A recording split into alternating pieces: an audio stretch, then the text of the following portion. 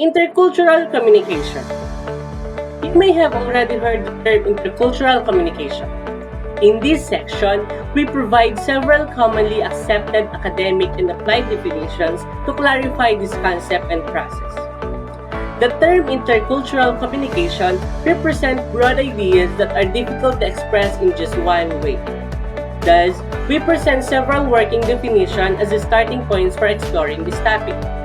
First, intercultural communication refers to the communication between people from two different cultures. Second, intercultural communication is a symbolic, interpretive, transactional, contextual process in which people from different cultures create shared meanings. And lastly, intercultural communication refers to the effect on communication behavior when different cultures interact together. Hence, one way of viewing intercultural communication is as communication that unfolds in symbolic intercultural spaces. To better understanding of our topic, we choose Europe as our region to focus on about various intercultural modes of communication, and we found out that this region has a very unique way on how they present themselves to others. When you travel to Europe, it is important to understand the people. Every day you walk through the cities of Rome, Paris, Madrid, and Berlin, you will come across and even meet local people from the city and possibly from all over Europe. When you meet people that speak other languages to you, one of the best ways to communicate effectively is through body language and hand gestures. But what if you don't know what they mean? Some of European hand gestures are positive and some are negative. For example, many people in the US and the UK use the thumbs up sign as positive yes. However, in Sardinia and Greece, it is as bad as holding up the middle finger. Though, there are thought to be more than 700,000 forms of nonverbal communication. There are many body language signals and hand gestures in Europe that you will see people use frequently, and understanding their intentions to communicating effectively. Here, we give you the lowdown on some of Europe's most popular hand gestures and European body language and what it all means. So, the next time you order a coffee in Paris or a pizza in Rome, you may have a chance of understanding European hand gestures.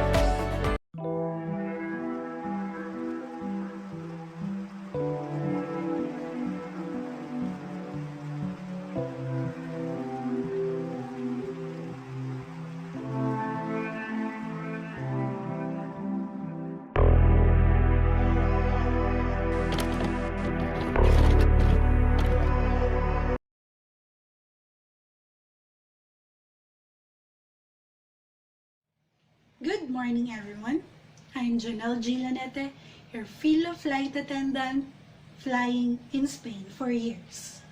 And there's a lot of things that I discovered when it comes to communication. And let me share that to you. First, use usted instead of tú. Usted is a more formal version of you or tú. It is commonly used for strangers, someone you just met, older people, and authority figures. 2. Saying goodbye in Spain thought to be adios, but there's a lot of ways in saying goodbye. First is hasta luego, and second is vas menos. Saying adios may be a little bit abrupt and blunt. 3. Spanish people aren't the nicest person in saying thank you and please. Again, they are not being rude. It is just not necessary and may even come off insincere if you say por favor and gracias too much. Next is the gestures in Spain. Greetings in Spain is done by giving a small kiss in the cheeks. Either it is left or right. It is the most respectful way of greeting in Spanish. Number 2. Never touch, hug, or backslap a Spaniards that you don't know well, unless a friendly Spaniard touches you first. Number 3. If you're a tourist and trying a restaurant in Spain, leaving 5% tip is considered very generous. Number 4. On leaving, one should make a handshake again. There are also politically correct words and expression that used in Spain that doesn't undermine the gender sensitivity. First, el policía and la policio. Use the term the police force instead of the policeman. Second, los trabajadores and los trabajadores y las trabajadoras. This means that use the term female worker and male worker instead of the workers.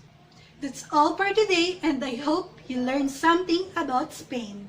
Vas menos!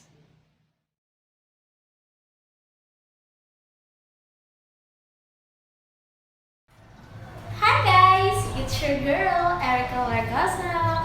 For today's video, I want to vlog myself here in Italy. Yay!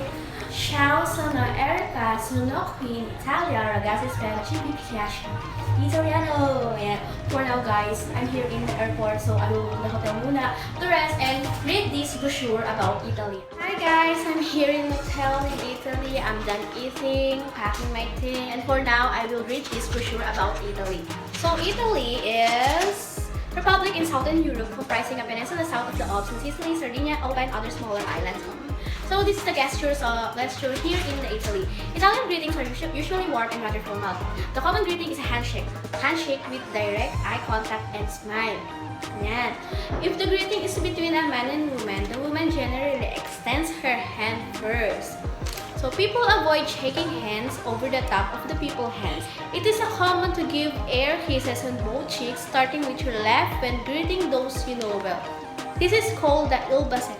Stand up out of respect when an older person enters the room.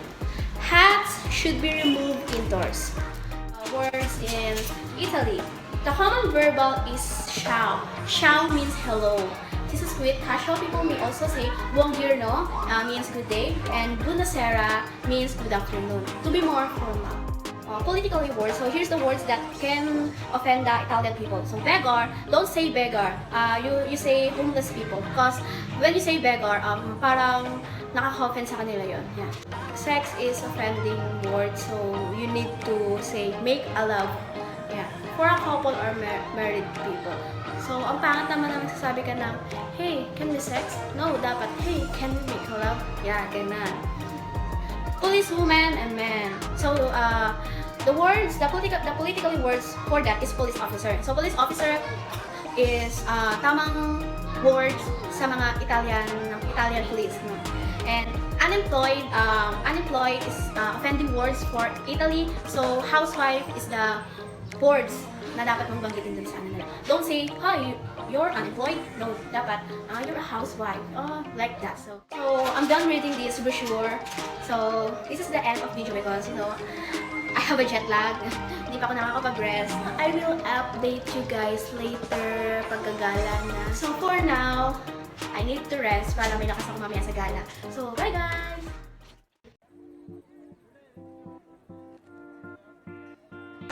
Hello, I'm Erica Manalo and I will be your tour guide for today. And now I will take all of you to a German tour. Let's all see the highlights and hidden gems in this country. And from that you will encounter interesting cultures of the country, particularly when it comes on their communication with one another, be it in verbal and non-verbal way. So get ready as we explore and discover this beautiful and great country, Germany. And before I take you to our first destination, let us all greet each other, Guten Tag or Hallo, which is the most common verbal greeting here in Germany. And a little reminder, German people are quite direct and straightforward when it comes to communication.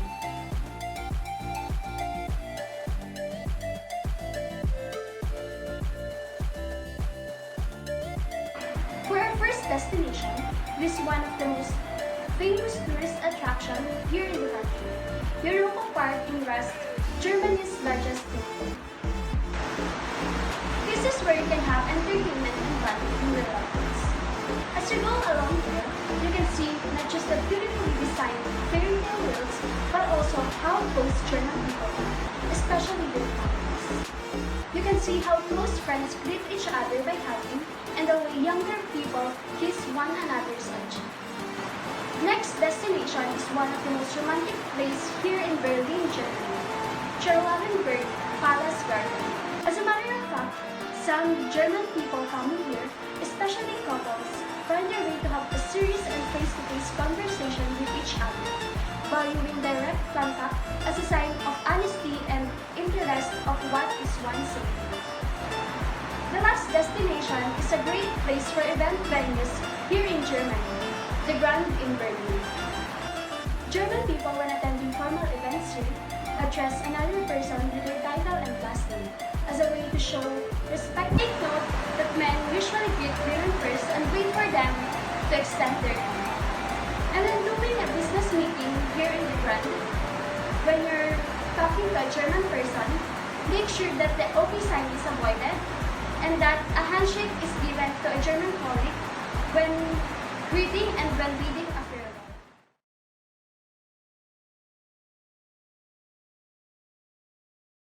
Hello everyone, I am Denise N.M. Marcos, and I've been doing busking here in Netherlands for so many years. So, I created a song about their communication. I hope you like this. So, here it is.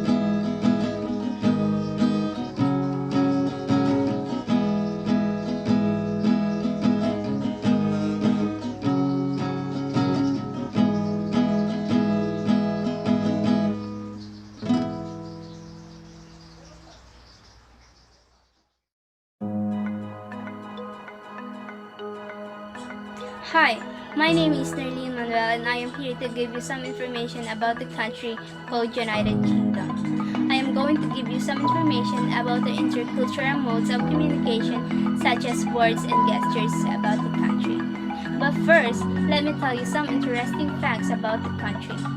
Did you know that 165 cups of tea are consumed per day in the United Kingdom? Did you know also that there are no active volcanoes in there? Introducing United Kingdom.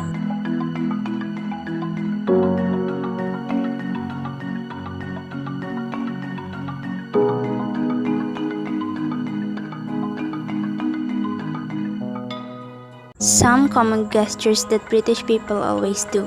The etiquette when greeting is to shake hands with all those present, even children.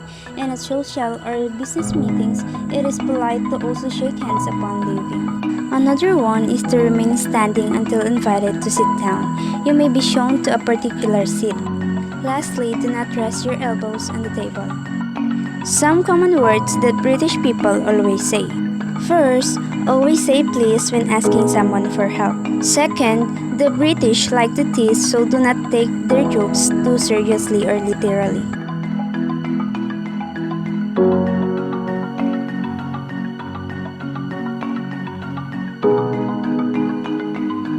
Politically correct words in United Kingdom.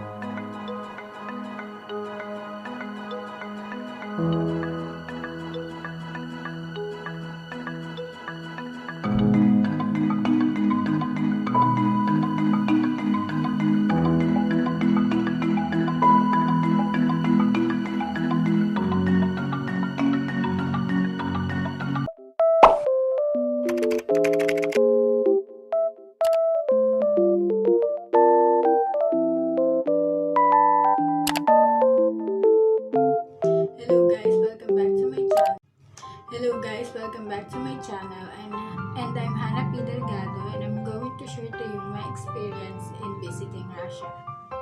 Once you get in Russia, you will find that English isn't widely spoken by the general population, even in big cities like Moscow and St. Petersburg. In showing respect, they use this word when speaking to elders, teachers, officials, and so on. The usual greetings in between people of both sexes is handshake or kissing on the cheeks if they know each other well. It is expected that you make eye contact while greeting, which is a sign of respect and trustworthiness. Russians are generally comfortable with directness. They don't hesitate to correct people.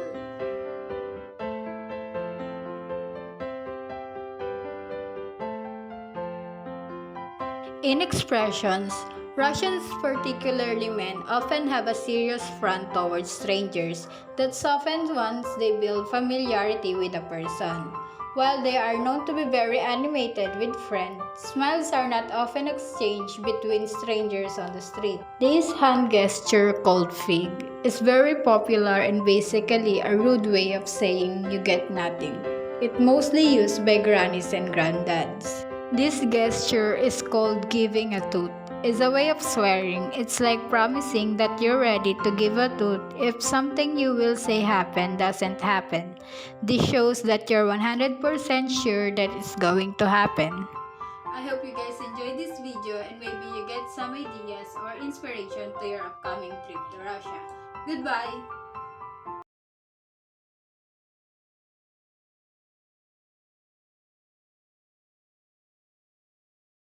Good day everyone, I'm Rhea Manyo and I'm going to share my poem about Poland country in terms of word and gesture.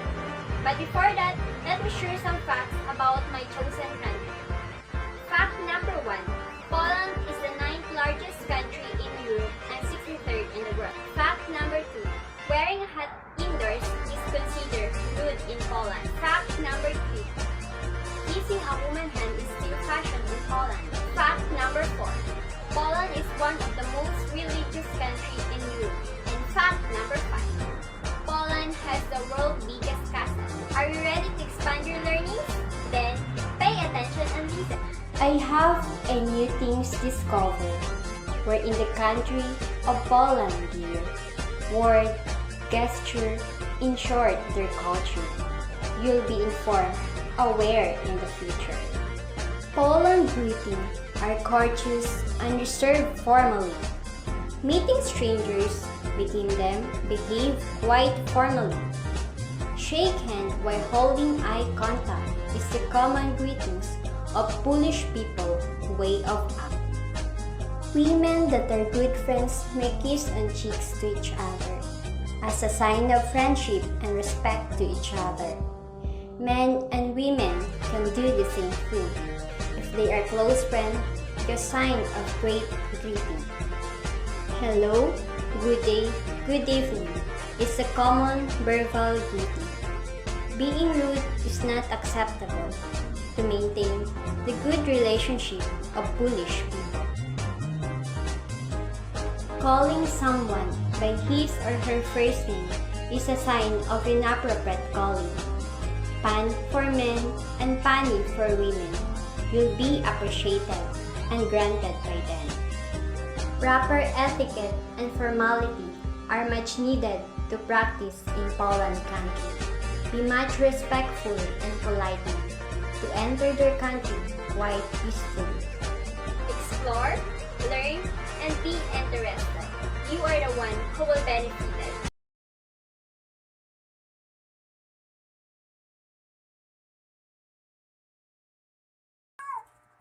Good day everyone! I am Leia de Lima, and in this video I will discuss the intercultural modes of communications such as words, gestures, and politically correct expressions in France. So let's start with words. French used to say bonjour or bonjour, which means good morning. It is the perfect everyday greetings that you can use with anyone. And if it's a bit late, French used to say bonsoir, which means good evening. French also used to say salut, which means hi. They used to say this with people that they know very well. French also used to say merci, which means thank you. And if they want to say thank you very much, French used to say merci beaucoup. And if it's time to leave, French people used to say au revoir, which means goodbye. They used to say this with anyone in any. So next is the French gesture. French used to rub their palms together like this, and it means this is gonna be great, or they expect something's amazing and they feel excited about it. French also used to do this, thumbs up, or in French, oui, that means yes, excellence, and you're doing a great job. French also used to do this, shake hands. So shaking hands is the most common gestures to greet friends in France. French also used to do this, open arms with wide smile. Bienvenue, it means welcome. So this gesture can be used to greet friends, peers, or family in a warm way. So now let's go to politically correct expressions in France. So mostly French used to describe the black or dark brown skinned people as a knower, which means black, and to refer anybody in any Asian heritage or ethnicity. French generally say the Asian type, not the Asian.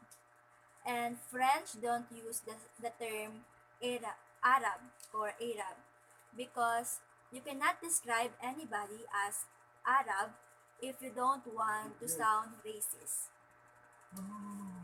So French use the specific country name like Moroccan, Qatari, and so on. Thank you for watching, and that's all.